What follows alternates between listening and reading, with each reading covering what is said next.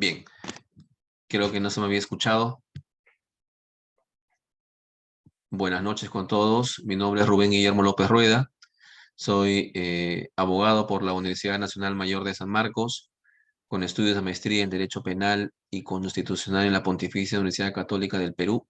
Actualmente me desempeño como fiscal provincial penal de Pisco y en esta oportunidad debo dar las gracias al doctor Henry Ventura y por la invitación que me ha extendido para dirigirme a ustedes en estas charlas, digamos, respecto al derecho penal material en parte general. El tema de hoy es el control social. Control social, ciencias penales y principios del derecho penal. Empezaremos por el control social, puesto que el derecho penal forma parte del control social. Ustedes ya deben conocer esta frase, puesto que, digamos, el control social se estudia como en el pregrado, al inicio de un curso de derecho penal, para seguidamente pasar cuáles son las ciencias que conforman las ciencias penales, ¿no? La ciencia del día a día de nuestra labor. Finalmente pasaremos a las posturas que legitiman la aplicación del derecho penal, ¿no? Que legitiman la potestad punitiva del Estado, si se puede decir acaso que que el Estado tenga un derecho de punir, para finalmente entrar a discutir estos tres principios, los más importantes de toda la gama de principios que fundamentan el derecho penal. Primero el principio de legalidad, finalmente el principio de proporcionalidad y luego el de culpabilidad. Paso rápidamente a tocar estos puntos. ¿Qué es el control social? La sociedad tiene mecanismos para que los individuos ajusten sus conductas de acuerdo a las reglas que imperan en esta sociedad.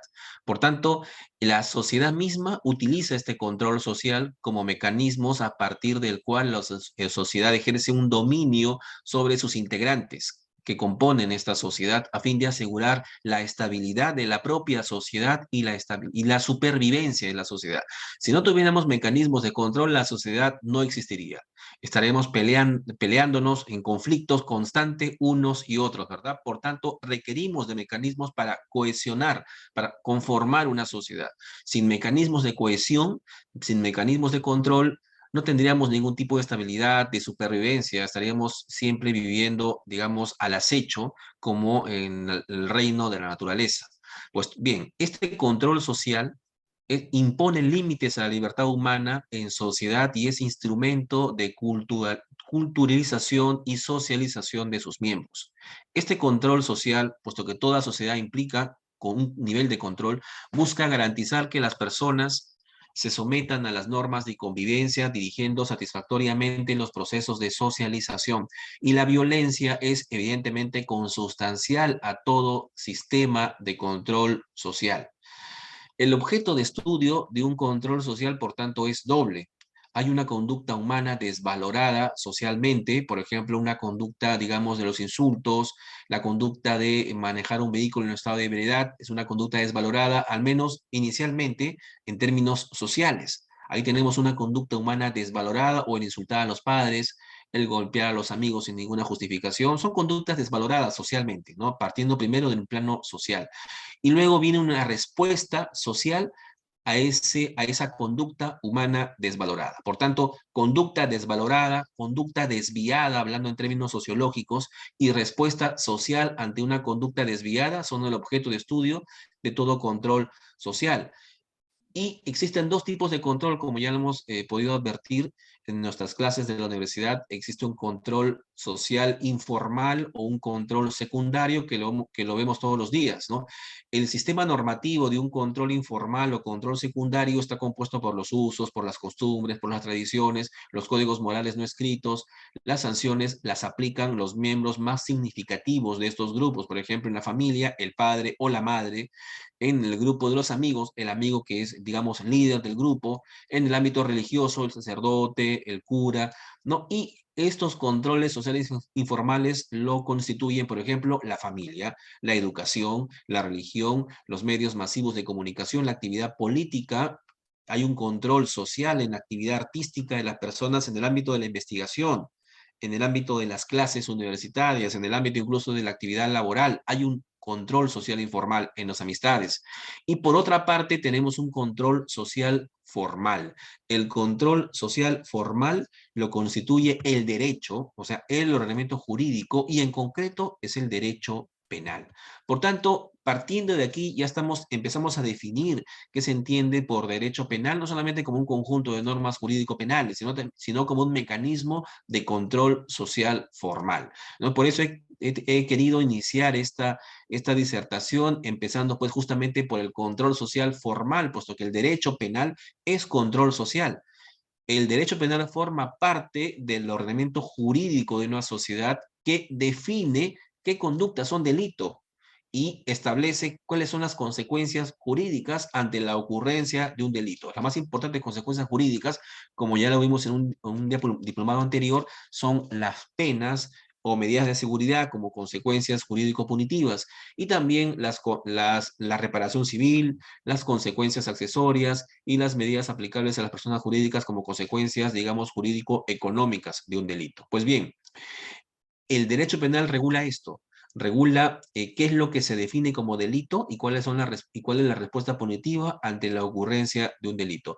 A diferencia del control social informal, ¿no? Que ocurre en el ámbito de la religión, en el ámbito de la familia, en el ámbito del colegio, en el ámbito de las amistades, el derecho penal tiene como órgano de control al Estado, y la sanción o castigo se aplica por parte del Estado mediante un procedimiento formal, preestablecido y cumpliendo determinadas garantías.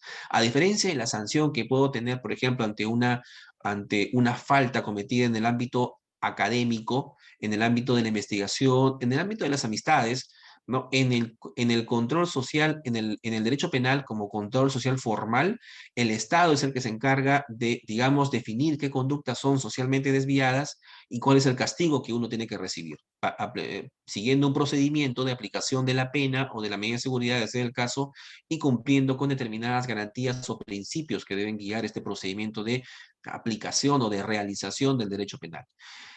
En el derecho penal como control social formal ya estamos advirtiendo que el derecho penal tiene que ser el último recurso que utilice la política social. El derecho penal solo debe actuar cuando otros mecanismos de control social resulten insuficientes. Por ejemplo, el control social informal, porque el castigo penal pone en peligro la existencia misma del afectado. Se le sitúa al margen de la sociedad y con ello se produce también un daño social, ¿no? Por tanto, empezando un discurso del derecho penal, partiendo del derecho penal como control social, nos da la claridad de saber que el derecho penal es digamos, el último recurso que cuenta el Estado para lograr la corrección de las conductas desviadas de sus integrantes. Primero tiene que aplicarse un control social informal para luego pasar un control social formal por parte del derecho, y en último recurso incluso, el último recurso, la última rama que tiene que apelar el Estado del derecho para corregir las conductas desviadas debe ser el derecho penal. Por tanto, ya partiendo de esta concepción, tenemos un principio, el principio de que el derecho penal es el último recurso o última ratio de la política social. Según la concepción del derecho penal como control social formal, la función del derecho penal, ojo, según esta concepción, la función del derecho penal es la protección de bienes considerados importantes, lo que se conoce como la protección de bienes jurídicos. Y para proteger bienes jurídicos, el Estado, el derecho, crea principios y reglas según las cuales ha de tratar el delito. Es decir, cómo se va a definir qué conducta es delito y qué otras no, y se va a prever qué tipo de penas o medidas de seguridad se van a aplicar ante la ocurrencia de ese delito. La forma de ejecución de estas penas o medidas de seguridad, así como las garantías, y esto es importante, las garantías que tendrá el sujeto dentro del proceso. El derecho penal como control social formal es un derecho penal evidentemente de acto o un derecho penal de hecho y no de autor. ¿A qué nos referimos? Que el derecho penal entiende que lo principal es la lesión al orden jurídico o al orden social. Un delito es una conducta desvalorada jurídicamente porque lesiona el orden jurídico, un elemento esencial del orden jurídico o del orden social, y por tanto el derecho penal otorga menor importancia a las características personales que pueda tener el autor o el agresor, ¿no? Por tanto, la pena importa la comisión de un delito, de un hecho desvalorado y considerado como delito antes que por las características personales del sujeto, ¿no? El derecho penal de autor responde a esta última concepción. Un derecho penal de autor es un derecho penal eminentemente irracional, es un derecho penal que no responde, digamos, la pena no tiene no es una respuesta a la comisión de un hecho o a la realización de un hecho por parte de la gente, sino a las características personales del autor. Evidentemente, según esta concepción, un derecho penal de autor es un derecho que está prohibido en nuestro ordenamiento jurídico, puesto que las penas no se aplican en función de las características personales del sujeto que comete el delito, sino en función del delito o el hecho que ha realizado. Luego nos toca pasar al proceso de criminalización primaria y secundaria. Digamos, en dónde es que se manifiesta esta potestad punitiva del Estado? El sistema penal es un control social punitivo, institucionalizado o formalizado. Ya lo hemos señalado anteriormente. Derecho penal es un control social formal, utiliza al Estado como un agente para hacer cumplir sus sanciones y es un sistema de control punitivo, puesto que aplica la pena y está formalizado porque hay un procedimiento para la aplicación de la pena y es sustitutivo. Es sustitutivo, es decir, que el derecho penal se aplica o funciona cuando, digamos, fracasan otros tipos de control, por ejemplo, los controles informales y otras ramas del derecho, como yo le he indicado, ¿no? La maquinaria del Estado se reserva, doctores, para los controles más agudos. El derecho penal debe reservarse para digamos, para los hechos más graves, que requieran, digamos, haciendo una analogía con el ámbito médico, un tratamiento quirúrgico. Los conflictos de menor entidad deben ser abordados o bien por controles sociales informales o bien por otras ramas distintas al derecho penal, otras ramas del derecho distintas al derecho penal me refiero, ¿no? Puesto que son instrumentos más ágiles. Otras ramas del derecho distintas al penal son ágiles y socialmente menos gravosos que la pena. No hay ninguna respuesta del Estado ante una conducta desviada más gravosa que una pena que prive a la libertad de un individuo, ¿verdad? Por tanto, el Estado ha legalizado o institucionalizado con el derecho penal la violencia, que en este caso se manifiesta a través de la sanción penal o pena.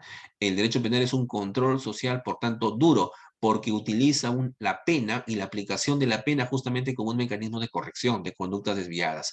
El derecho penal cuenta con agencias de control. ¿Quiénes se encargan de hacer efectiva o de realizar el derecho penal?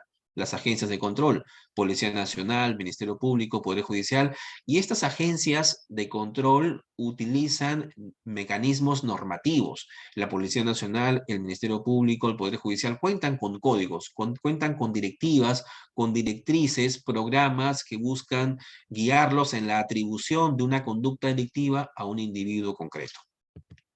Este proceso de criminalización como manifestación de la potestad punitiva del Estado, es decir, la potestad de calificar ciertas conductas como delictivas y aplicar las sanciones en la realidad, se manifiesta en dos procesos. En el proceso de criminalización primaria y en el proceso de criminalización secundaria. ¿Cuándo se da la criminalización primaria? Viene a ser el poder de definición, viene a ser el poder de definición, perdón,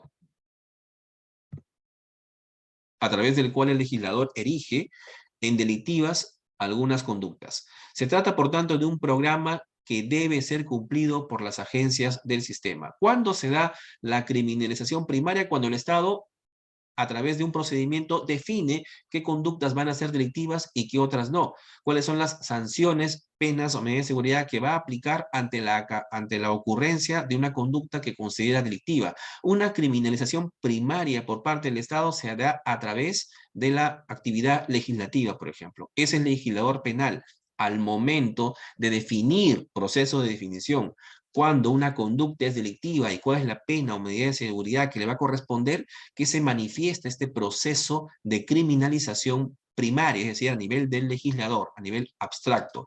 Pero cuando ya el juez o los aplicadores del derecho, la Policía Nacional, la Fiscalía o el aparato judicial, proceden a asignar ¿no? Una conducta delictiva a determinado individuo, es decir, a imputar, a atribuir una conducta a un sujeto, estamos hablando de un proceso de criminalización secundaria, de segundo plano. La criminalización secundaria es el poder de asignación en el que la calidad de delincuente es impuesta a ciertas personas. ¿Por parte de quién? Por parte de los agentes que aplican el derecho penal. Por ejemplo, la Policía Nacional, el Ministerio Público, el Poder Judicial. Estas instituciones, estos agentes buscan cumplir con un programa que enuncia la criminalización primaria, ¿no? El programa de criminalización primaria lo enuncia, lo manifiesta el legislador penal, ¿no? Al momento de establecer qué conductas son delictivas y qué otras no, cuáles son las consecuencias jurídicas. Y la criminalización secundaria solamente busca realizar este programa de criminalización que se encuentra a nivel de los códigos penales, por ejemplo. Ahora, pasamos a tocar las ciencias penales. Hemos visto que el derecho penal es parte de un control social, es parte de un control social formal, es un control social formal duro.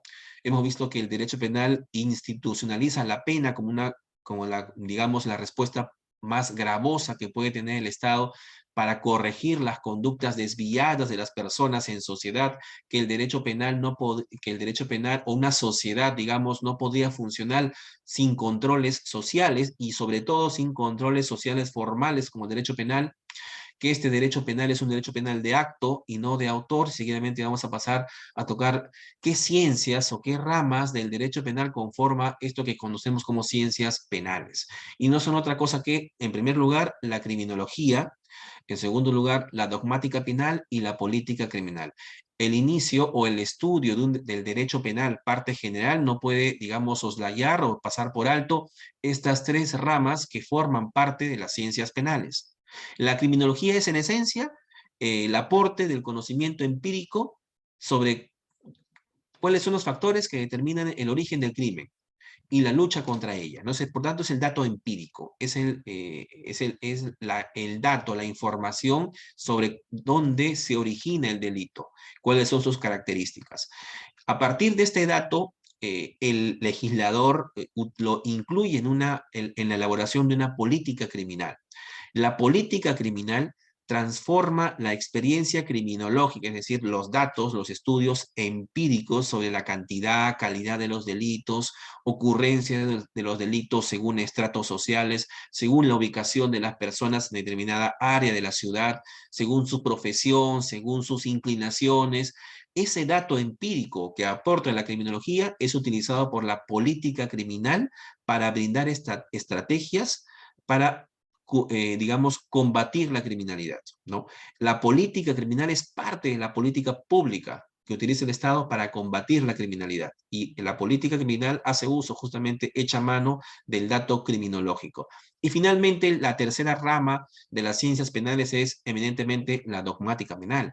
La dogmática penal no es más que el estudio de la norma penal, de la norma positiva. Es la interpretación de la norma positiva, es la sistematización de la norma positiva, es la interpretación de la norma del derecho penal a través de los fines que busca el legislador con la dación de esta norma y echa mano de la doctrina y de la jurisprudencia. La dogmática penal es una ciencia, es eminentemente la ciencia del derecho penal. No tiene métodos empíricos. La dogmática penal no echa mano el dato empírico. La dogmática penal es ciencia de la interpretación de la norma punitiva, ciencia de la interpretación a través de la dogmática, digamos, de la doctrina, perdón, de los entendidos en el derecho penal, los jurisconsultos, y también el estudio y análisis de la jurisprudencia. Esas son las tres ramas de las ciencias penales que vamos a detallar seguidamente. Dogmática jurídico-penal, como lo he mencionado, es la disciplina que se ocupa del estudio general, abstracto y sistemático de las normas del derecho penal positivo, es decir, el estudio del debe ser. A través de la interpretación, la sistematización, la elaboración y desarrollo de tales disposiciones legales, es la norma, por tanto, el objeto de estudio de la dogmática penal y con el apoyo de la doctrina científica, de la opinión de los jurisconsultos y de la jurisprudencia. ¿no? La dogmática jurídico-penal es eminentemente la ciencia del derecho penal. Un estudio que forme parte de la dogmática jurídico-penal, por ejemplo, es el estudio de qué se conoce como tentativa, qué se conoce como delito, cuando estamos ante una conducta típica o tipicidad antijurídica y culpable. Esos elementos que constituyen el tipo, tanto en el ámbito objetivo como subjetivo, en primer lugar son tratados por la dogmática jurídico-penal a través de la interpretación del Código Penal, los artículos 20 y siguientes del Código Penal que regulan justamente cuando una conducta es típica, antijurídica y cuando es culpable, ¿verdad? Esa interpretación de la norma penal la hace justamente la dogmática jurídico-penal a través de la doctrina, la opinión de los jurisconsultos, de los tratadistas y los fallos judiciales, ¿no? La jurisprudencia. Una de las funciones, por tanto, de la dogmática jurídico-penal es la interpretación de la norma penal, ¿no? Es brindar el verdadero sentido y alcance de las normas penales. ¿Qué entendemos por error? ¿Qué debe entenderse por el dolo? ¿Qué debe entenderse por el injusto penal, la culpabilidad? ¿Qué debe entenderse, por ejemplo, con los causales de inimputabilidad a nivel de la culpabilidad, teoría del delito, ¿no? ¿O qué debemos entender, por ejemplo, como delito permanente, delito continuado, entre otras? La función de la dogmática jurídico-penal justamente es la interpretación de estas normas penales, dar qué sentido y alcance tiene los términos tentativa, el término conducta, el término, por ejemplo, indebidamente, entre otras, ¿no? Intenta estructurar a través de estas interpretaciones la totalidad de los conocimientos que componen la teoría del delito en un todo ordenado, puesto que la ciencia es sistematizarse. La ciencia tiene sistematización y por tanto la dogmática jurídico-penal como ciencia del derecho busca sistematizar esas interpretaciones de la norma penal. También la dogmática sirve como garantía para la aplicación racional y segura y uniforme del derecho penal. Si tenemos ya, digamos, un concepto claro, una interpretación clara de lo que debe entenderse, por ejemplo, como circunstancias agravantes cualificadas o circunstancias atenuantes, entonces habrá mayor predictibilidad, ¿no? Se le da poco espacio al legislador o, digamos, al juez para cometer arbitrariedades. La dogmática jurídico-penal justamente busca corregir, ¿no? Esas arbitrariedades que pueden darse al nivel de la política criminal, al nivel del Estado cuando diseña una política para combatir la criminalidad. Es de la dogmática jurídico-penal que se extraen los principios generales del derecho penal que van a ser, digamos, materia de análisis al final de esta disertación. La dogmática también sirve a los objetivos político-criminales, ¿no? Porque brinda soluciones más acordes a los fines y con sólidos fundamentos que se mantienen con la evolución de la doctrina. Nos da la dogmática un mejor conocimiento y aplicación del sistema normativo vigente. ¿Qué es lo que dice, por ejemplo, qué es lo que dicen los tratadistas? ¿Qué es lo que dice la doctrina respecto de un punto concreto del derecho penal, ¿no? Esta doctrina nos da un conocimiento del sistema normativo, garantiza su aplicación coherente e igualitaria, favoreciendo la seguridad jurídica en el campo del derecho penal. Y si esto es la dogmática jurídico-penal, la política criminal, por otro lado, forma parte de la política jurídica del Estado. La política criminal es aquella parte de la política del Estado que se encarga del estudio del proceso de obtención y realización de criterios empleados para el tratamiento de la criminalidad, sobre la base de resultados que aporta la criminología, es decir, el dato empírico, y la interpretación de la norma que hace la dogmática jurídico-penal. El Estado, para combatir la criminalidad, tiene que contar con un programa de lucha contra la criminalidad, generalmente en ámbitos concretos de esta, por ejemplo, lucha contra la criminalidad en el lavado de activos, lucha contra la criminalidad en el ámbito de la criminalidad o de la corrupción de funcionarios, en el ámbito de la criminalidad organizada. Por tanto, el Estado tiene política. Existen políticas trazadas por el propio Estado para combatir este tipo de criminalidad. Pero para llegar a, digamos, elaborar estos programas de lucha contra la criminalidad en sus diversos aspectos, la política criminal ha tenido que echar mano, en primer lugar, del dato criminológico, de las estadísticas, de la cantidad de delitos que se dan en determinado lapso, en determinadas zonas, si el delito varía en función del lugar, en función del delincuente, en función de la parte agraviada. Ese es el dato criminológico del que echa mano la política criminal para diseñar sus programas, en concreto su política. Y también hace uso de la dogmática jurídico-penal. ¿No? Al momento de diseñar una política, por ejemplo, de reforma del Código Penal para combatir con mayor drasticidad el lavado de activos, por ejemplo, al momento de hacer reformas o incluir tipos penales o derogar otros o aumentar, digamos, las penas por unos delitos y bajar las penas por otros, esas reformas legislativas en materia penal que forman parte de la política criminal también tienen que echar mano de lo que dice la doctrina, ¿no? De la interpretación que hagan los jurisconsultos. Tiene que echar mano de la jurisprudencia que se ha dado al respecto. Por tanto, la política criminal no puede trabajar sola, tiene que trabajar de la mano con el dato empírico, con la criminología y con el dato y con la ciencia del derecho que es, digamos, la dogmática jurídico-penal. Sin la criminología y sin la dogmática jurídico-penal, una política que diseñe el Estado para combatir la delincuencia se convertiría en un mero discurso, doctores. Por ejemplo, el discurso de combatir la violación sexual de menores de edad con la castración química. La pregunta, diseño, esa política criminal ha hecho uso de repente de datos criminológicos, ¿no? La cantidad de menores de edad víctimas de violación sexual, en qué circunstancias se dan las causas de este delito, si digamos, la castración química ha operado de manera satisfactoria o no en otras latitudes, por ejemplo, la participación de la agraviada en la comisión de estos delitos. Ese dato criminológico ha tenido que utilizarse para efectos de diseñar una política criminal que, por ejemplo, busque reformar el delito de violación sexual aplicando como pena la castración química. Además, la doctrina penal, la doctrina jurídico-penal. ¿Qué dice la doctrina? ¿Qué dice la dogmática? ¿Es factible una pena de castración? ¿Tendrá efectos preventivos? O sea, una pena de castración podrá prevenir la violación sexual para esa persona y para otras a futuro, ¿no?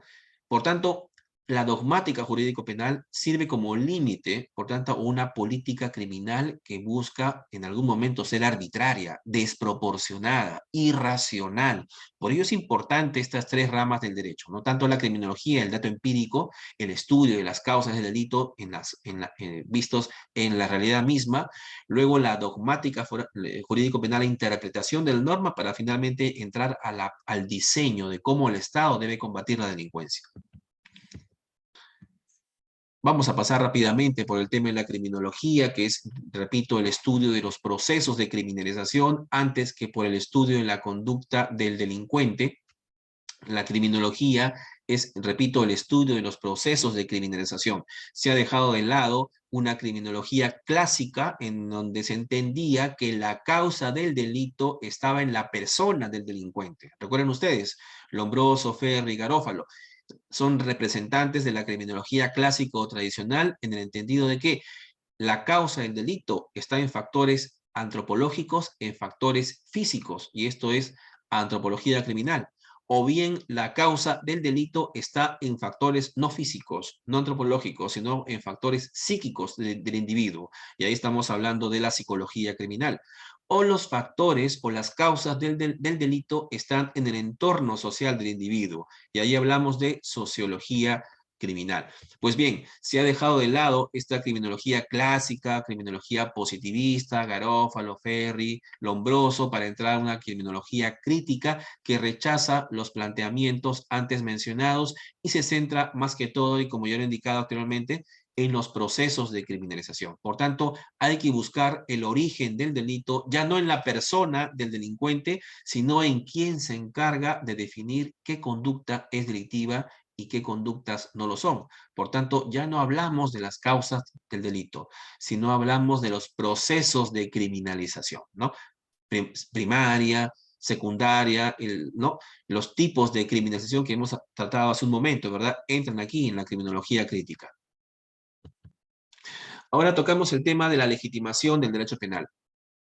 En un primer momento, la potestad punitiva del Estado social y democrático de derecho, doctores, ya se ha señalado, se origina en la soberanía que tiene el Estado para definir, proceso de definición, como punibles determinadas conductas y establecer la sanción correspondiente. Esto es lo que se conoce como un derecho penal subjetivo por algunos tratadistas, ¿verdad? Aunque difícil es catalogar a esta potestad punitiva del Estado como un derecho. Sin embargo, la mayor parte de los libros de introducción al derecho penal tocan este tema como derecho penal subjetivo, es decir, como una potestad del Estado en el ámbito subjetivo para definir qué conductas son delitos y cuáles son las consecuencias que acarrea su acaecimiento en la realidad. Históricamente, ¿no? Vamos a mantenernos con esta frase de potestad punitiva. Históricamente, esta potestad punitiva proviene de la Revolución Francesa y el pensamiento ilustrado del siglo XVIII, que originó la idea de que el poder del Estado está controlado y limitado por la Constitución y las normas internacionales. Por tanto, pueden aquí diferenciarse matices en el ejercicio del poder punitivo. El Estado ejercita su poder punitivo en el ámbito legislativo, recuerden ustedes, criminalización primaria, también en el ámbito ejecutivo y en el ámbito judicial. Recuerden ustedes, en el ámbito ejecutivo, el ejecutivo también puede, digamos, intervenir en el proceso de criminalización primaria, por ejemplo, en los decretos legislativos, ¿no? Que pueden, digamos, modificar, iniciar reformas del derecho penal. Y también en la función judicial se produce este ejercicio del poder punitivo como criminalización secundaria, es decir, los agentes del aparato del sistema penal definen qué conducta es delictiva y le atribuyen a un sujeto la aplicación de una pena o medida de seguridad, por ejemplo, ¿no? Desde una concepción inicial, por tanto, de este poder punitivo, a partir de las atribuciones funcionales del Estado se puede estudiar límites a este poder del Estado, a este poder punitivo, a través de principios como el principio de legalidad, el principio de protección de bienes jurídicos, el principio de culpabilidad, el principio de mínima intervención, entre otros principios que, digamos, en una concepción inicial de la potestad punitiva, servían como límites a la potestad punitiva del Estado. Así, el Estado ya no tiene un poder absoluto como antes lo tuvo para definir qué conductas eran delictivas y qué otras no, sino que al ejercer su poder punitivo en estos ámbitos, en el ámbito de la criminalización primaria y secundaria, lo hace de acuerdo a determinados límites que lo rigen. Repito, por principios. Estos límites se expresan en principios de rango constitucional y cuando el Estado promulga y aplica determinadas normas penales, tiene que mantenerse dentro de estos principios garantistas. Luego, concluimos que los límites al poder penal actúan tanto en la creación de las normas penales, criminalización primaria, como en la aplicación de las normas penales o criminalización secundaria.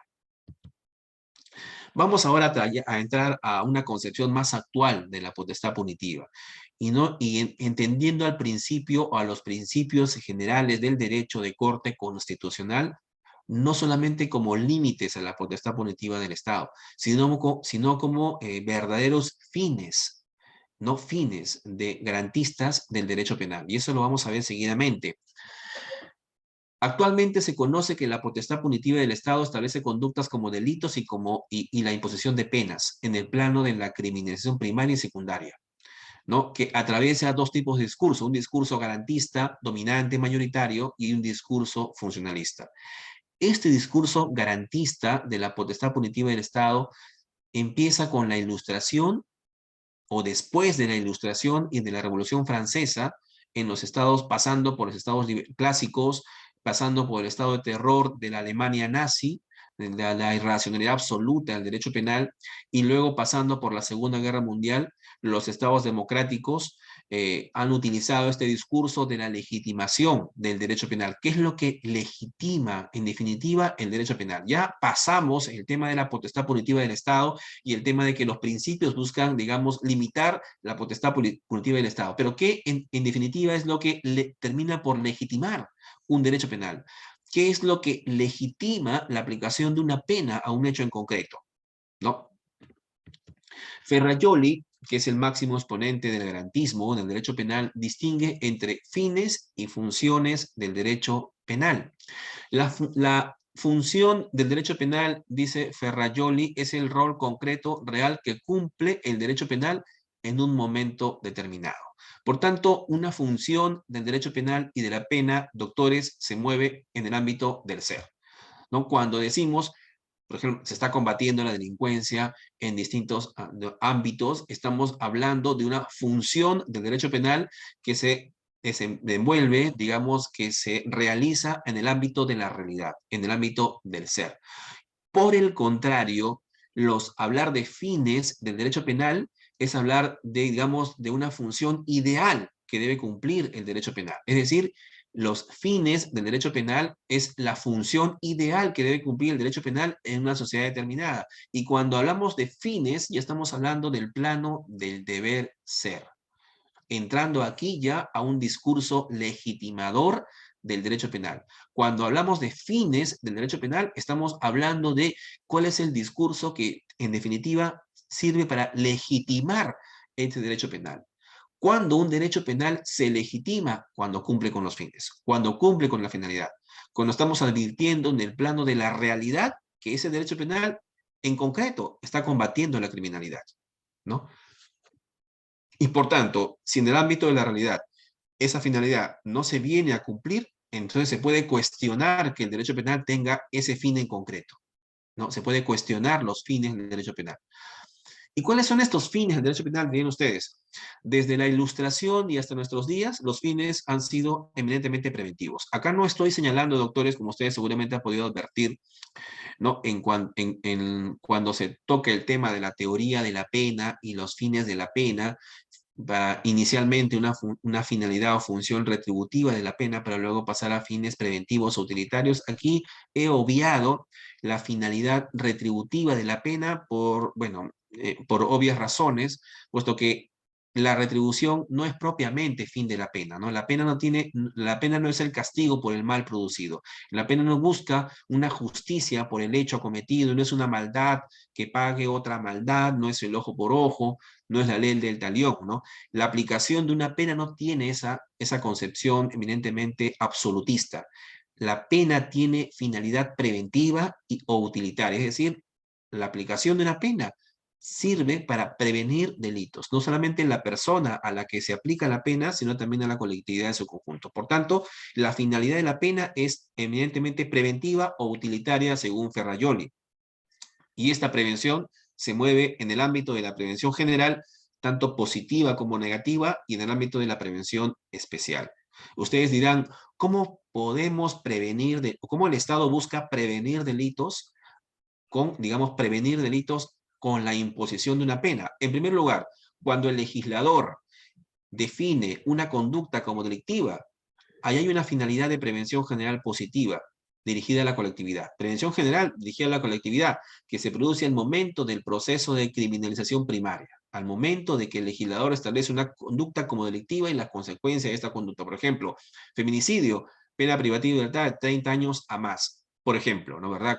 Desde el momento que el legislador, digamos, define una conducta como feminicidio y le asigna una pena grave, está cumpliendo el derecho penal con una finalidad preventiva general, es decir, dirigida a la colectividad, con la finalidad de buscar, digamos, buscar la fidelidad integradora de la sociedad al código de valores que está, digamos, evidenciando este derecho penal, ¿no? Una prevención general positiva, repito, está dirigida a la colectividad y es positiva porque busca que la colectividad asuma este código de valores que está contemplando el legislador en el derecho penal. Por ejemplo, al incluir el delito de feminicidio, al incluir el delito de aborto, por ejemplo, está buscando que la sociedad, digamos, integre o interiorice ese código de valores que representa, digamos, el no al aborto, o ese código de valores que castiga el feminicidio, ¿no? Esa es una prevención general dirigida a la colectividad y es positiva, puesto que, digamos, buscamos integrar esos valores al colectivo. Pero también hay una prevención general negativa. Cuando el legislador impone una pena de 35 años por feminicidio, lo que está buscando es intimidar a la colectividad.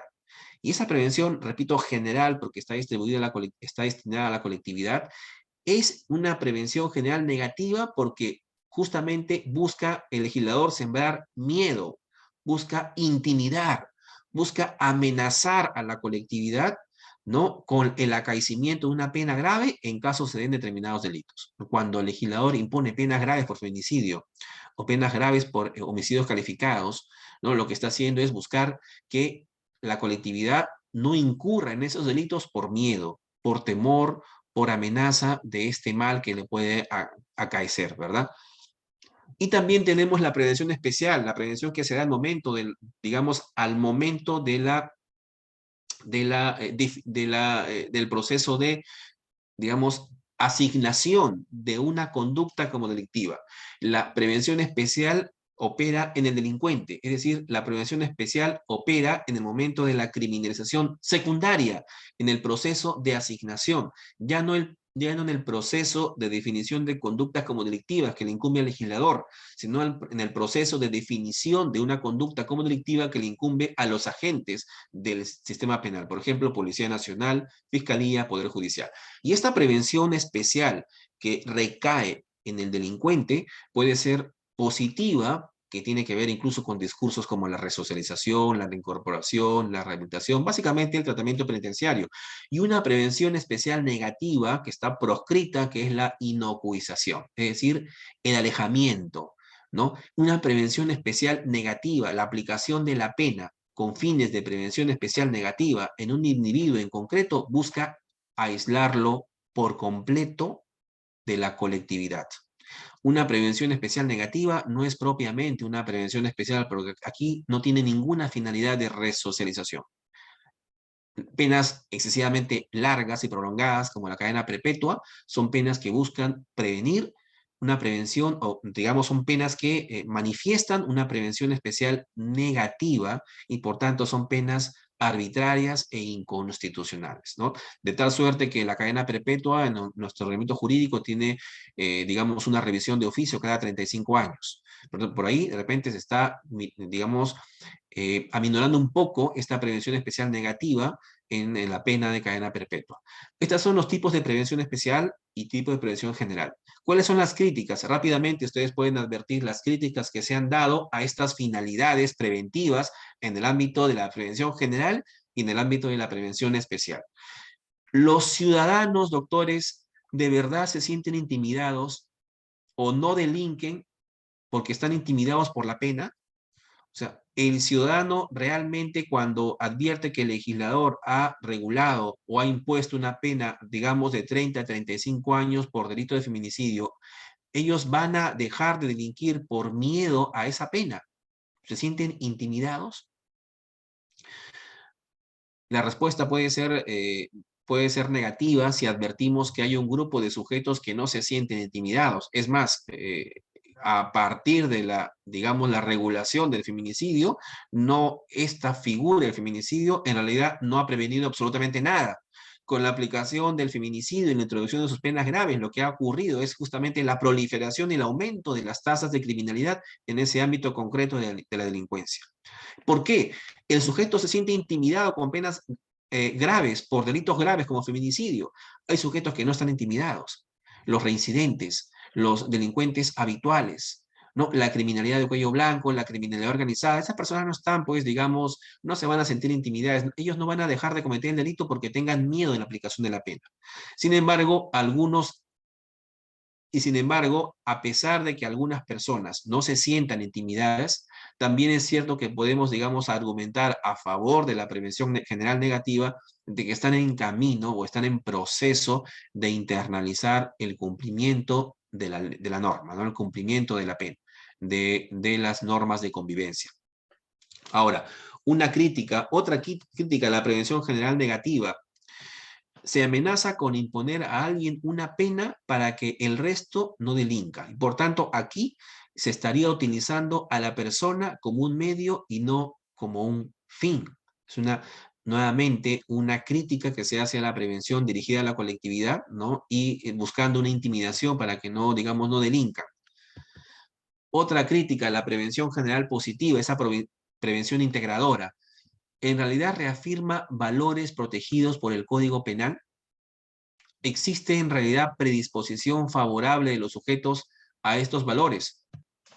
Y esta crítica, digamos, se puede resaltar más cuando se toca el tema del aborto, por ejemplo. El aborto que está regulado actualmente en el Código Penal, el aborto es un delito porque así lo define el legislador penal en el proceso de criminalización primaria, ¿no? El aborto está contemplado como delito actualmente, a pesar de que grupos feministas, actualmente, en boga incluso, estén buscando la despenalización del aborto. Ahora, si en este discurso, en esta exposición, estamos hablando que un código penal representa un código de valores, la pregunta es, ¿qué código, acaso estos grupos feministas van a internalizar ese código de valores que penaliza el aborto? Estos grupos feministas que consideran que abortar forma parte del ejercicio de la libertad de la mujer, a pesar de que está evidenciando, digamos, un homicidio a un inocente, el grupo feminista no va a internalizar este código de valores que penaliza el aborto, no lo va a hacer. Por tanto, ¿dónde es que operaría en la prevención general positiva, esa prevención general integradora, en el sentido de que el ciudadano hace suyo el código de valores que representa el Código Penal, en concreto en el tema de la prohibición del aborto? Para estos grupos, definitivamente no va a haber ninguna adhesión a este código de valores y por tanto ahí podríamos decir válidamente de que la prevención general positiva como finalidad del derecho penal no funciona, ¿no? De la misma manera, prevención especial positiva. Ustedes han visto que un delincuente, digamos, se resocialice intramuros en el ámbito de nuestro trabajo cotidiano como fiscales, ustedes como abogados, litigantes, doctores, la pregunta es, ¿la cárcel efectivamente llega a resocializar a las personas? En la cárcel, que es un espacio en donde no se ejerce libertad, uno puede aprender a vivir en libertad. O sea, se puede aprender a vivir en libertad en un lugar en donde justamente se está privado de ella.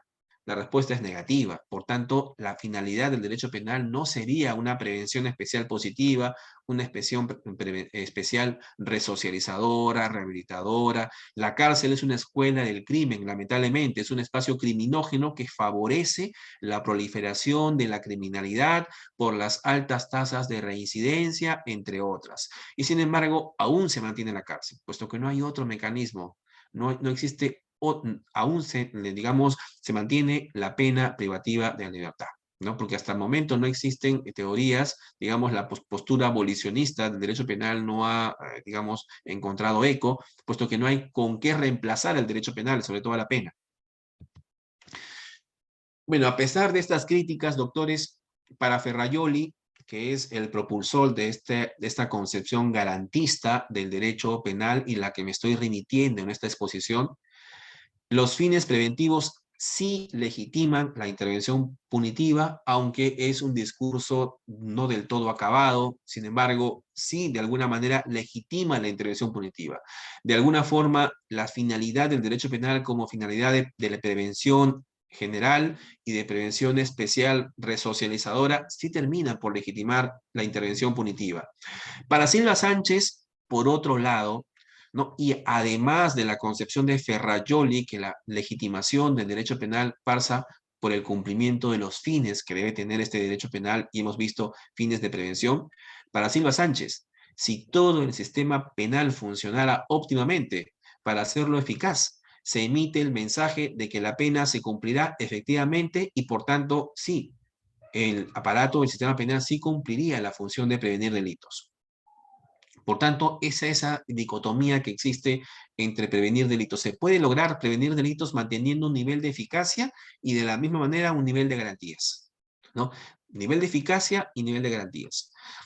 Por ejemplo, la legislación antiterrorista dictada durante los años, durante el gobierno de Fujimori, por ejemplo, ¿no? Ustedes recordarán en los años 1990 y tantos, con la dación de una legislación penal de emergencia, legislación contra el terrorismo, que regulaba penas eminentemente drásticas, de tipos penales abiertos, tipos penales eminentemente indeterminados, con penas altamente, digamos, altas, severas para figuras de terrorismo.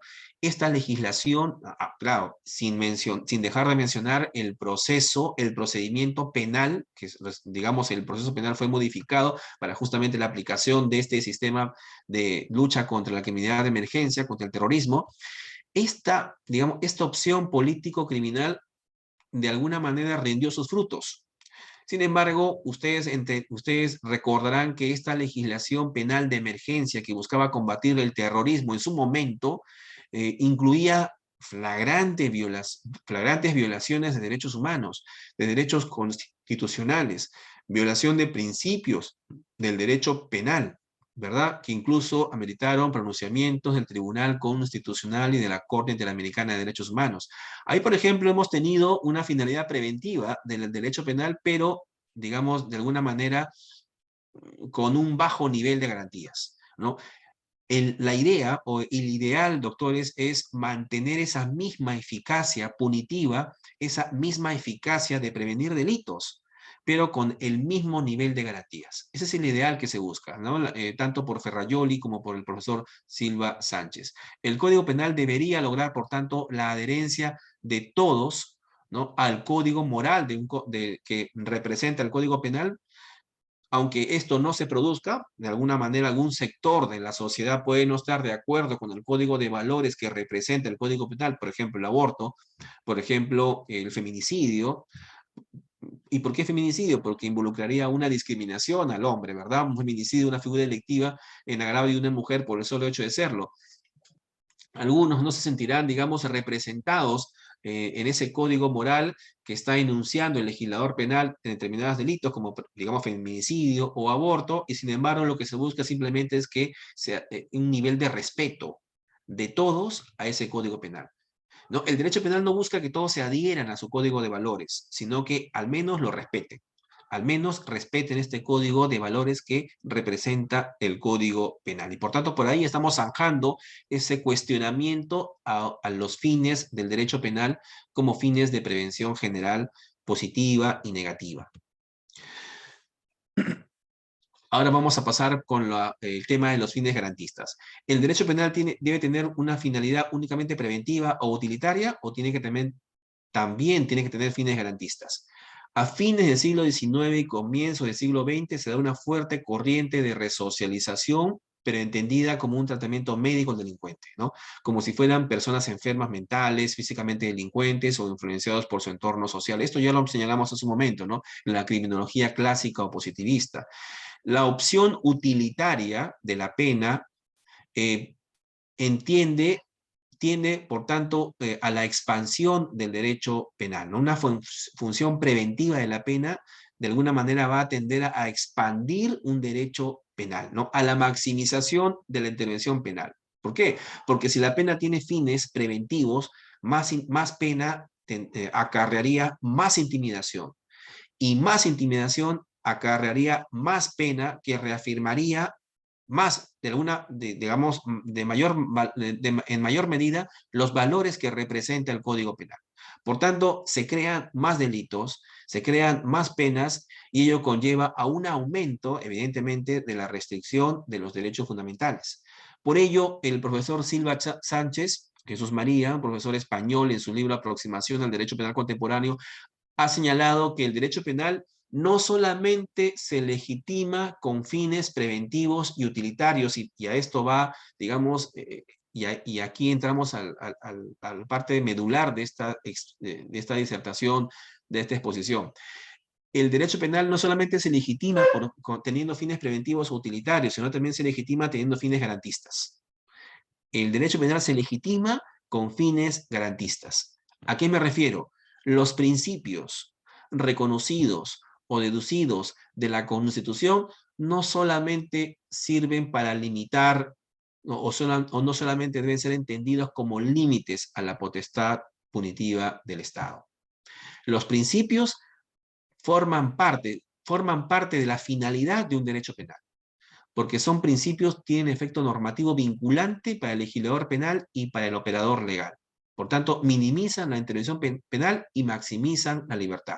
Por tanto, no solamente tenemos que tener como finalidad del derecho penal, y aquí concluyo este apartado, la finalidad de prevención de delitos, sino también la finalidad garantista, la finalidad de proteger derechos fundamentales. Un derecho penal actual, acogiendo la concepción de Ferrajoli, una concepción garantista del derecho penal, que es una concepción que estoy acogiendo para los fines de esta exposición, puesto que es la que se está aplicando, la que se está usando actualmente en el derecho penal, por más que de repente algunos doctores sean simpatizantes de un funcionalismo normativista. Actualmente el derecho penal se legitima no solamente por la finalidad preventiva del derecho penal y de la pena, sino también por una finalidad garantista. El derecho penal busca garantizar derechos fundamentales. Y estos derechos fundamentales, estos principios del derecho están contemplados en la propia Constitución, ¿no? Y esta es, digamos, la conclusión a que quiero llegar, y a partir de aquí ya tocar cada uno de los principios fundamentales, los principios que sirven digamos, como elementos legitimantes de un derecho penal actual. Y ojo, por ejemplo, si a alguno me quisiera cuestionar que el Tribunal Constitucional no acoge la teoría de la prevención general o de la prevención especial resocializadora, pueden revisar la sentencia del Tribunal Constitucional, expediente 0019-2005, proceso de inconstitucionalidad, caso Moisés Wolfenson, que es, digamos, uno de los primeros. Hay un montón de pronunciamientos del Tribunal Constitucional en donde se acoge la teoría de la prevención como finalidad del derecho penal, y dejando de lado la teoría de la retribución absoluta. Por eso es que no lo he tocado en esta exposición. Acoge la teoría de la prevención y señala expresamente nuestro tribunal que una teoría de la retribución, digamos, carece de todo sustento científico. La ley reduce la posibilidad de que la sociedad afiance su confianza en el orden penitenciario constitucional, pues se observará con impotencia cómo delitos graves son sancionados con penas nimias o absolutamente leves. Por tanto, aquí el Tribunal Constitucional está rechazando una teoría retributiva y afianzando una teoría de la prevención. Y con eso paso ya a tocar brevemente tres de los más importantes principios que buscan legitimar un derecho penal. En primer lugar, el principio de legalidad, en sentido de que no hay delito ni pena sin ley previa, escrita, estricta o cierta, que en definitiva es el mandato de ley previa, el mandato de ley escrita y el mandato de determinación, como componentes de este principio de legalidad. ¿Cuál es el fundamento del principio de legalidad? El fundamento simplemente es seguridad jurídica. Las personas deben conocer, deben estar enteradas de lo que está permitido y de lo que está esencialmente prohibido, ¿no? Así sabrán cuáles son los espacios de libertad, y al saberlo con anticipación pueden ajustar su conducta a evitar tales delitos. Es decir, pueden motivarse. Una persona que con anterioridad sepa qué conductas son delictivas puede motivarse de acuerdo a esa concepción, motivarse de acuerdo a ese código moral que representa el código penal. Si se prohíbe antes matar a otro, por ejemplo, doy el mensaje, puesto que la pena es lo único que comunica en el derecho penal. La pena está comunicando al ciudadano que adecúe su conducta, que adecúe su conducta.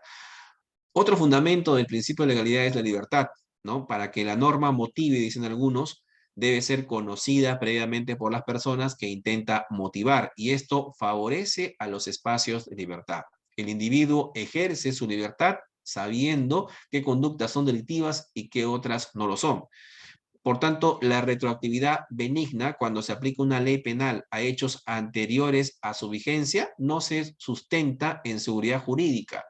Seguridad jurídica es cuando la ley penal se aplica a hechos vigentes al momento, a hechos vigentes, a hechos que se dan al momento de la vigencia de la ley. Cuando existe la retroactividad benigna, o sea, que se aplique una ley penal a hechos anteriores a su vigencia porque la ley resulta ser más benigna, el fundamento de esa aplicación retroactiva benigna no es seguridad jurídica, no lo es libertad, es darle mayor libertad al individuo. También se fundamenta el principio de legalidad en la imparcialidad. Esto es, si la prohibición está, digamos, previamente establecida y precisada, habrá menos márgenes de discrecionalidad en el juzgador, en el juez. Luego tendremos a un juez imparcial. Por el contrario, para el funcionalismo normativista, el derecho penal no tiene fines preventivos. Para Jacobs y compañía, la prevención es simplemente un efecto colateral, no relevante. No es necesario, dice el funcionalismo normativista, que los ciudadanos conozcan lo que está prohibido o que se motiven de acuerdo con ese conocimiento, porque la pena representa la reafirmación de la vigencia de la norma, ¿no? Para el funcionalismo normativista, digamos que puede ser catalogado el funcionalismo normativista como una concepción preventivo general positiva, sin embargo no termina siendo esa su definición. Consideran que la pena sirve para reafirmar la vigencia de la norma, que ha sido desestabilizada por la conducta del delincuente. El delincuente con su conducta, dice el funcionalismo normativista, está evidenciando una voluntad disidente, una voluntad que busca perturbar la estabilidad normativa, y la aplicación de la pena busca reafirmar esa estabilización del ordenamiento jurídico en su conjunto. No, para esta concepción del derecho, lo importante es que el juez, al momento de resolver, aplique una pena y reafirme la vigencia de la norma. No interesa que la norma motive al individuo. Lo que interesa es que motive al juez, ¿no? Y que el juez aplique una pena y reafirme con la aplicación de la pena la vigencia de la norma. Por tanto, la finalidad del derecho penal para el funcionalismo normativista no sería la protección de bienes jurídicos. Para el funcionalismo normativista, el derecho penal llega tarde a la protección de estos bienes. No se protege la vida, el homicidio no protege la vida, el delito de lesiones no protege la integridad física, el delito de robo, de hurto, no protege el patrimonio, puesto que el derecho penal llega tarde y hay una afectación al patrimonio, y hay una afectación a la vida, y hay una afectación a la integridad, ¿no? Lo que busca proteger el derecho penal según el funcionalismo normativista, y la pena en realidad tendría por finalidad reafirmar la vigencia de la norma. La aplicación de la pena en definitiva no busca proteger bienes jurídicos como los mencionados, sino que lo que busca proteger es la reafirmación de la vigencia de la norma o estabilizar las expectativas normativas que la sociedad tenía respecto del ordenamiento jurídico que se ha visto conculcado, que se ha visto violentado por la, digamos, voluntad individual disidente de este delincuente que se manifiesta a través de su delito, ¿no? ¿Cuáles son las garantías del principio de legalidad? Son en esencia las más importantes la reserva de ley formal, y es que compete al Congreso de la República el deber de definir qué conductas son delito de manera previa, cuáles son las consecuencias jurídicas, cuáles son las penas y las faltas al delito. Y también le compete definir las medidas de seguridad, las agravantes, todas las consecuencias jurídicas del delito, ¿no? Se justifica que mediante ley se definan las conductas delictivas porque la ley debe ser la expresión de la pluralidad, ¿no? Es en el Parlamento, en el Congreso, en donde están representados, donde estamos, en teoría, estamos representados todos, en teoría, de la mejor manera, y por tanto corresponde al Parlamento, corresponde al Congreso, mediante ley, definir qué conducta es delictiva y qué otra no lo es. Por tanto, en España, por ejemplo, la reserva de ley es una reserva de ley formal. En España, únicamente por una ley orgánica con mayoría calificada se puede iniciar una reforma del Código. Se pueden definir qué conductas son delictivas y qué otras no lo son, o cuáles son las consecuencias jurídico-penales o económicas al acaecimiento de una conducta delictiva. En el Perú no existe una reserva de ley formal, lo que existe es una reserva de ley material, en el entendido de que, digamos, por mayoría del Congreso, o el Congreso podría modificar el Código Penal en determinado punto, ¿no? A pesar de la opinión consultiva 6/86 del mayo del 1986 y de las opiniones de la Corte Interamericana de Derechos Humanos que señalan que solo por ley formal, ley orgánica, con mayoría calificada, solo la ley formal tiene aptitud para restringir el goce o ejercicio de los derechos fundamentales reconocidos por la Convención. Sin embargo, si esto es así y si la regla general es la ley formal y excepcionalmente se puede, digamos, definir conductas como delictivas mediante ley material, en el Perú es todo lo contrario. En el Perú, el proceso de definición de conductas como delictivas, es decir, el proceso de criminalización primaria, se da a nivel del Ejecutivo, decretos legislativos, o incluso a nivel del Congreso, del propio Congreso, pero mediante leyes con mayoría simple, ¿verdad? No hay una mayoría calificada para establecer una conducta como delictiva. Por eso es que en España, las reformas del Código Penal no se dan de un momento a otro, sino que se dan cada 3 o 4 años porque se requiere una mayoría calificada, una ley orgánica para modificar el Código Penal. El segundo mandato que contiene el principio de legalidad es el mandato de ley escrita. Solo se prohíbe una conducta o se establece una sanción en normas con rango de ley positivamente reconocidas. Está prohibido cualquier otra fuente de incriminación que no sea la ley, salvo la costumbre o el derecho, digamos, de las comunidades campesinas o nativas, que están contemplados en el artículo 149 de la Constitución, pero siempre que no se vulneren derechos fundamentales, nos señala en un acuerdo plenario que toca este punto. Sin embargo, ante el mandato de ley escrita, por tanto, impide que el derecho penal tenga como fuentes la costumbre, ¿no? O, digamos, solamente la norma positivizada puede ser fuente del derecho penal. Ahora, ¿qué sucede con los tipos penales abiertos como delitos culposos? En donde el fundamento de la punición de los tipos penales de los delitos culposos es justamente la infracción objetiva del deber de cuidado. Supongamos que tengamos un delito culposo en el ámbito de la medicina, o sea, digamos, negligencia médica. Pregunta, ¿el Código Penal regula en qué consiste negligencia médica? ¿El Código Penal lo regula? No. Por tanto, ahí hay una limitación al mandato de ley escrita. Digamos, la lex artis, que es, digamos, el nivel del deber de cuidado en el ámbito de la medicina, se construye con la jurisprudencia, se construye con el día a día, con la opinión de los jurisconsultos, con la doctrina más especializada. No está plasmada en la ley, en la norma penal, ¿no? Otro inconveniente que tiene el mandato de ley escrita son los tipos penales en blanco.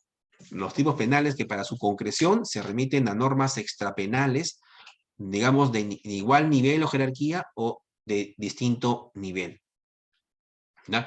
Ahora, el tercer mandato que contempla el principio de legalidad es el de la irretroactividad de la ley penal desfavorable. La ley penal tiene efectos a futuro.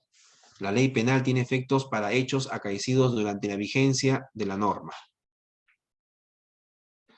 Las disposiciones que establecen prohibiciones penales o administrativas, doctores, solo tienen aplicación efectos a futuro. Si a partir de hoy se modifica el Código Penal en la parte de los delitos de robo agravado, por ejemplo, se introducen una cantidad considerable de agravantes. Por ejemplo, que se constituya como un agravante la utilización por parte de la gente de vehículos motorizados, ¿no? Supongamos que tengamos esa agravante en el tipo de robo agravado, ¿no?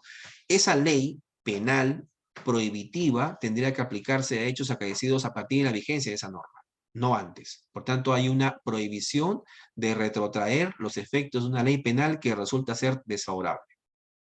Es evidente que esto no opera cuando se trata de la retroactividad benigna, es decir, la aplicación de la ley penal para hechos anteriores a su vigencia, pero solo cuando son más favorables al imputado, es decir, una retroactividad benigna. Si, por ejemplo, tenemos un delito de robo agravado con pena no menor de 12 ni mayor de 20 años y mañana existe una modificatoria al delito de robo agravado en cuanto a la penalidad, en el sentido de que se rebajan las penas por robo agravado, ya no de 12 a 20, sino, digamos, por ejemplo, de 8 a 15, entonces esa modificatoria podrá aplicarse incluso a hechos acaecidos con anterioridad a la vigencia de la norma, porque es una retroactividad benigna. Está favoreciendo al imputado en el entendido de que el legislador considera que ese delito de robo agravado, ¿no?, su dañosidad ya no resulta ser mayor de la que antes se entendía que era, ¿verdad?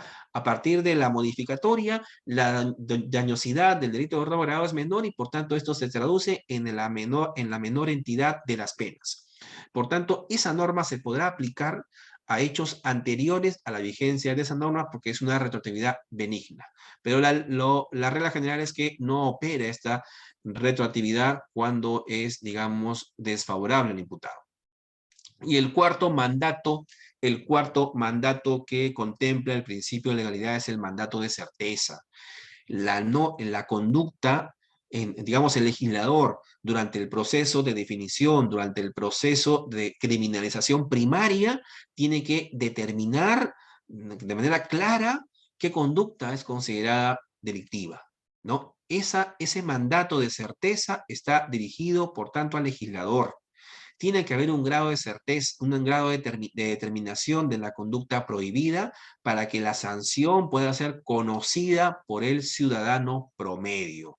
Por el ciudadano promedio. Por tanto, si existe un mandato de certeza dirigido al legislador, lo correcto es evitar por parte del legislador el uso de términos confusos o indeterminados. Ustedes han tenido la oportunidad de leer la legislación antiterrorista.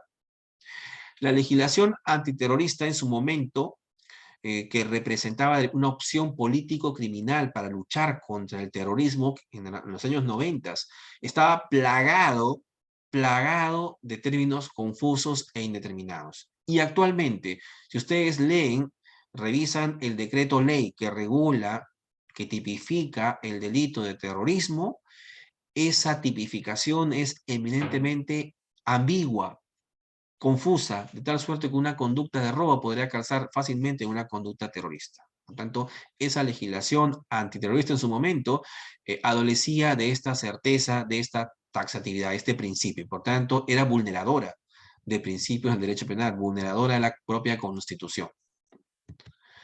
Conceptos jurídicos indeterminados son, por ejemplo, aquellos que requieren o bien valoración jurídica o bien valoración social. Valoración jurídica: ajeneidad, bien mueble, funcionario, ¿no? Son elementos del tipo penal que requieren una valoración normativa, ¿no?, por parte del legislador, del juzgador, por ejemplo, ¿no? Y otros elementos del tipo penal que requieren, digamos, algún tipo de valoración social. El término ofensas al poder público, la expresión buenas costumbres, tendrán que ser valoradas en términos sociales al momento del proceso de criminalización secundaria. Estos conceptos jurídicos indeterminados van en contra del mandato de certeza. La verdad que no.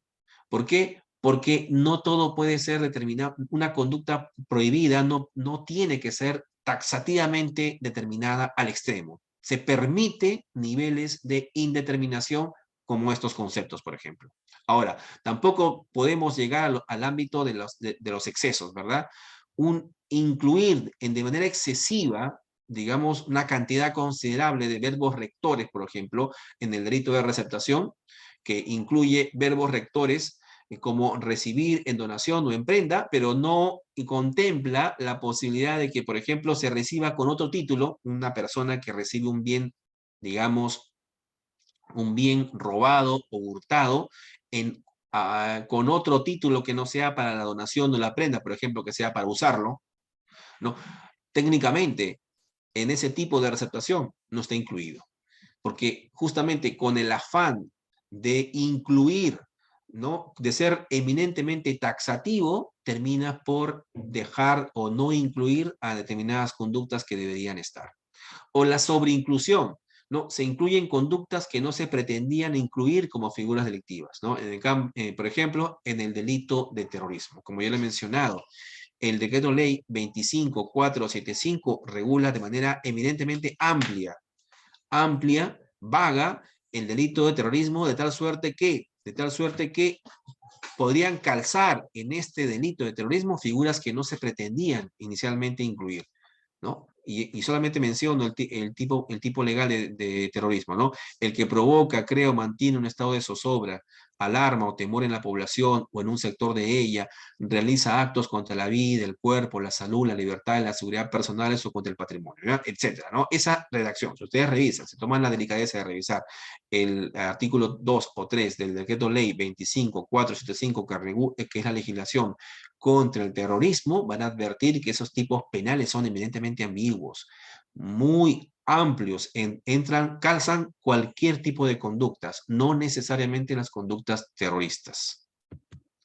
Finalmente, existe una gradualidad en el principio de legalidad, ¿no?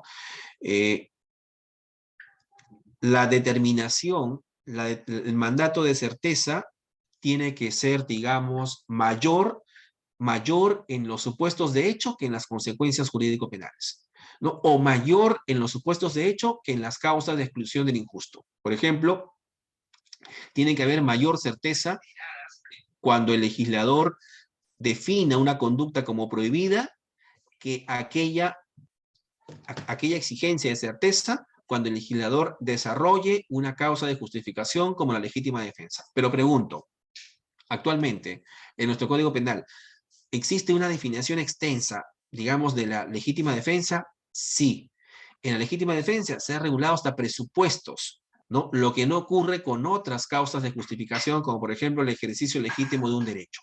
Porque acá la pregunta, en la doctrina se hace el cuestionamiento de ¿a qué se entiende con ejercicio legítimo de un derecho? ¿Es un derecho penal? ¿Es un derecho de otros ámbitos, derecho civil, administrativo? ¿No? Por tanto, aquí la doctrina, digamos, tiene cuestionamientos en el sentido de que no se entiende a qué derecho se refiere, sin embargo, legítima defensa se ha regulado in extenso, ¿no? Su aplicación, ¿no? Debe haber mayor certeza en el hecho que en la sanción, puesto que la sanción tiene que ser únicamente un mínimo y un máximo. No se puede establecer penas únicas, puesto que el establecimiento de penas únicas vulneraría el principio de proporcionalidad de la pena y evidentemente también el principio de culpabilidad, como lo vamos a ver. Y también la garantía de certeza o taxatividad debe ser más intensa en un derecho penal que en un derecho administrativo sancionador, evidentemente.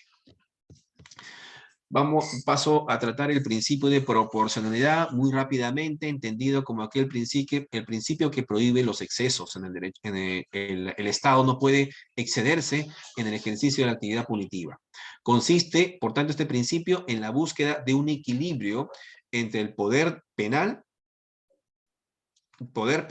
y la sociedad y el imputado.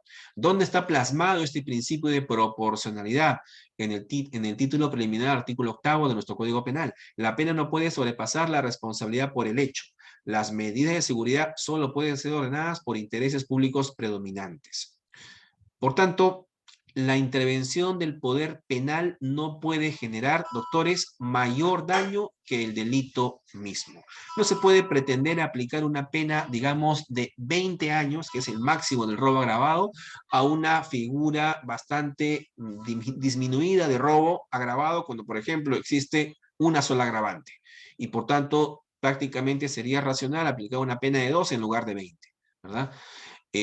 Tiene que haber una proporcionalidad entre la reacción penal, la pena, con el daño acaecido u ocasionado con el delito, es decir, con el hecho delictivo, la gravosidad, el daño social. Implica este principio de proporcionalidad que se ha utilizado a la pena como un último recurso también, evidentemente. Si no optamos por el derecho penal es porque el derecho penal es última ratio. Existen otros mecanismos de control social que sirvan para resolver el conflicto antes que el derecho penal. Por tanto, aplicar el principio de última ratio del derecho penal también forma parte del principio de proporcionalidad. Este principio de proporcionalidad opera en el ámbito tanto de la criminalización primaria y secundaria, opera tanto en el momento de la definición de qué conductas son delictivas y cuáles son las penas que le corresponden por parte del legislador. Por ejemplo, penas más graves para delitos de sangre. ¿no?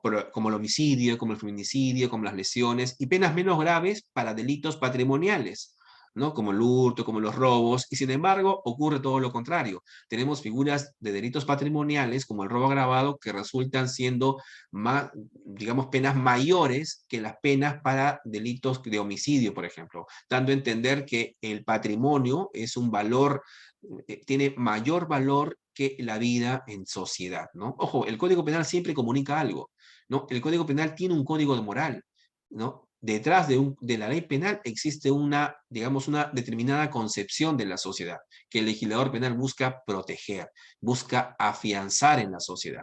Si se tienen penas graves para delitos, digamos, que afectan bienes jurídicos no tan relevantes, el legislador está comunicando que más importante aquí es el patrimonio, por ejemplo, que la vida de los integrantes de la sociedad. O cuando se fijan penas más graves para delitos de lesión, perdón, penas más graves para delitos de peligro que para delitos de lesión. Por ejemplo,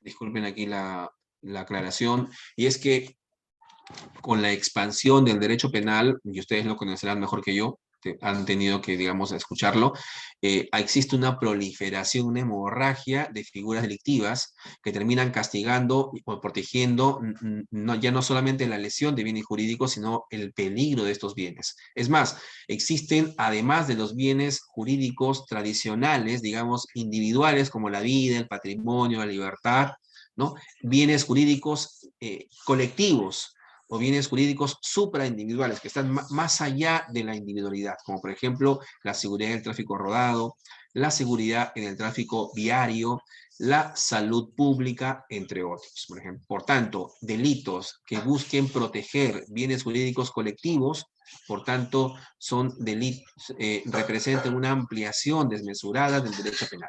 ¿No? Una ampliación del derecho penal. Delitos que busquen, delitos de peligro, que busquen, digamos, que busquen penalizar situaciones de peligro al bien jurídico y no situaciones de lesión, también merecen penas incluso más graves que un delito de lesión. Un delito de peligro es la tenencia ilegal de armas de fuego, por ejemplo. En este caso, el artículo 279-G, que regula técnicamente el porte de armas, por ejemplo. Ese delito del artículo 279-G tiene una pena no menor de 6 ni mayor de 15 años. Una pena no menor de 6 ni mayor de 15 años. O salvo que me corrijan. Me parece que por ahí es. Esa pena, repito, no termina siendo incluso más grave que una pena por el delito de homicidio. Y el delito de homicidio es un delito de lesión. Y el delito de portabilidad de arma de fuego es un delito de peligro, ¿no? El delito de homicidio es un delito, digamos, que protege bienes jurídicos individuales como la vida. El delito de porte de arma de fuego protege un bien jurídico colectivo, que en este caso es la seguridad pública, ¿no? La pregunta es, ¿no debería ser un delito, no debería ser la pena para un delito de peligro menor que para el delito de lesión, que es del homicidio? Y sin embargo, la pena es más grave para estos delitos de peligro que para los delitos de lesión, ¿verdad? Cuando debería ser todo lo contrario. Ahí no se respetaría esta proporcionalidad en el ámbito de la criminalización primaria, ¿no? Y finalmente, ya para terminar, el principio de culpabilidad. El principio de culpabilidad está contemplado en el título preliminar de nuestro Código Penal y señala que la pena requiere la responsabilidad penal del autor y queda proscrita toda forma de responsabilidad objetiva. Esta es la base legal del principio de culpabilidad, que debe ser entendida en tres aspectos. En primer lugar, que no, el sujeto responde por una conducta que haya realizado a título de dolo o culpa. Por tanto, el principio de culpabilidad tiene un subprincipio que es dolo o culpa. Uno responde por una conducta que ha realizado a título de dolo o a título de culpa. Está prohibido, por tanto, imputar a un sujeto responsable un resultado imprevisible, un resultado, digamos, que no ha podido prever, que no ha podido advertir, un resultado que no se deba a su dolo o a su culpa. El dolo y la culpa no son aquí entendidos como elementos de la culpabilidad, entendido de que la culpabilidad como una tercera etapa de la teoría del delito. No, aquí el dolo y la culpa son entendidos como un principio o subprincipio del principio de culpabilidad, en el sentido de que se rechaza por parte del derecho penal la responsabilidad por el puro resultado. No se puede penalizar a un sujeto por el puro resultado de su conducta si esa conducta no ha sido mediante dolosa o culposa. Por tanto, el dolo y la culpa definen la responsabilidad de un sujeto como primer subprincipio de la culpabilidad. Segundo subprincipio de la culpabilidad, el principio de imputación personal. La sanción penal se aplica a una persona física responsable de un hecho, ¿no? Al que se le puede atribuir un hecho típico y antijurídico. No corresponde, por tanto, atribuir responsabilidad a una persona por la conducta de otras personas. ¿No? Yo no puedo aplicar a la mamá de un inimputable la responsabilidad penal de lo ocurrido, de lo acaecido por el inimputable, por ejemplo, ¿verdad? Está prohibida esa atribución de responsabilidad penal por el hecho del otro. Y el tercer componente de la culpabilidad es el principio de la responsabilidad por el hecho. Y ya lo mencioné hace un momento. El derecho penal es un derecho penal de hecho, no es un derecho penal de autor. Un derecho penal de autor en donde se busque castigar a una persona por la personalidad, por las características personales del sujeto, es un derecho penal que está proscrito en un Estado social y democrático de derecho. Actualmente lo que se busca es un derecho penal, una responsabilidad por el hecho y no por el autor. La pena debe vincularse con una reacción concreta descrita típicamente, y por ello la sanción representa solo la respuesta al hecho, no a la persona, al hecho individual y no a la forma en que esa persona se pueda conducir en la vida, a la forma en la que esa persona pueda, digamos, adoptar determinada valoración religiosa, determinada valoración política, independientemente de las características personales del sujeto, independientemente de la concepción religiosa o política. El derecho penal castiga el hecho de la persona y no a la persona o no la personalidad misma, ¿no? De este subprincipio de responsabilidad por el hecho se derivan dos cosas. Por ejemplo, y con esto culmino, nadie puede ser castigado por sus deseos, nadie puede ser castigado por sus convicciones, por su forma de pensar disidente, nadie puede ser castigado por ello. Y en segundo lugar, la personalidad o la forma de ser de un sujeto determinado o las elecciones morales, las elecciones políticas de unas personas, las elecciones éticas o valores de esta persona no pueden servir como fundamento a una pretendida responsabilidad criminal, ni siquiera como fundamento a un agravante de la misma. Cuando tengamos a un legislador penal que busque violentar el principio de legalidad que hemos tocado, que busque violentar el principio de proporcionalidad, ¿no? Asignando penas elevadas a hechos que no son, digamos, dañosos, cuando busque, digamos, asignar o atribuir un delito a una persona por sus convicciones morales o éticas o por su estilo de vida, estaríamos hablando de una potestad punitiva violentadora de derechos fundamentales. Por tanto, ahí el derecho penal se deslegitimaría. La finalidad del derecho penal, y con esto culmino, doctores, no solamente es, repito, prevenir delitos, sino también proteger derechos fundamentales. Gracias y espero alguna inquietud de la plataforma. Muchas gracias, doctor Rubén. Una vez más, doctora Inés, muchas gracias por su participación. Entonces, doctor, nos vemos el próximo miércoles. ¿La copia? ¿Aló? Claro, correcto. Gracias a Listo, ustedes y nos vemos la próxima semana. Gracias. Buenas noches. doctor, gracias, muy amable. Buenas noches.